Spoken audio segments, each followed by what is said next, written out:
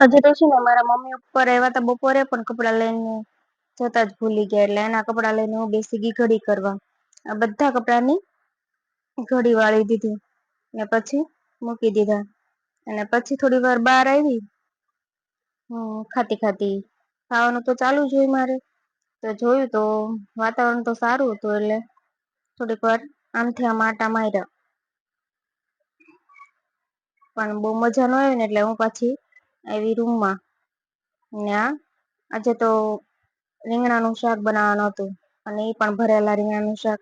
તો રીંગણા ભરીને તૈયાર હતા અને પછી ગ્રેવી કરવા માટે કાંદા અને ટમેટાને ગ્રેવી કાંદાની ટમેટાની ગ્રેવી કરવાની હતી. તો હું આ બંને લઈને બેસી ગઈ અને પછી આ ખીચડી મૂકી હતી ને તો કુકર તો હાથે જ ખુલી ગયું. ને પછી આ કાંદા ટમેટાની ગ્રેવી કરી. કાંદા તો છે ને દર વખતે રોર આવે જ. પછી આંખ બંધ કરીને કાંદાને ખમણવાના.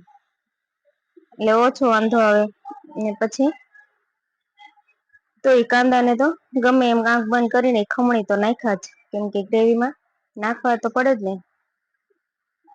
તમને એમ થતું છે એકલી એકલી કોને હારે વાત કરે પણ બાજુમાં નીચે છે ને મમ્મી બેઠા હતા એની હારે જ વાત કરતી હતી.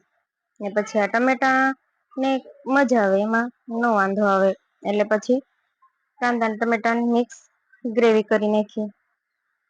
ને શાક બનાવવા માટે છે ને કુકર મૂકી દીધું ને તેલ નાખ્યું.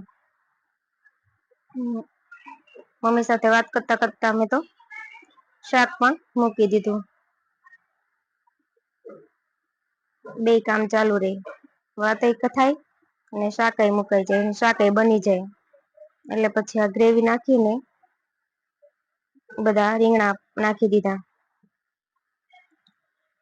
રીંગણા નાખીને પછી એમાં મરચું ને મસાલા બધા નાખવાના હતા.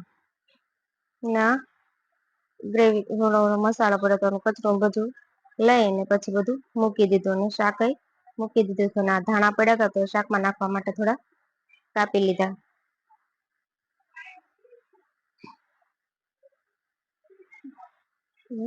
કુકર બંધ કરીને શાક તો મૂકી દીધું.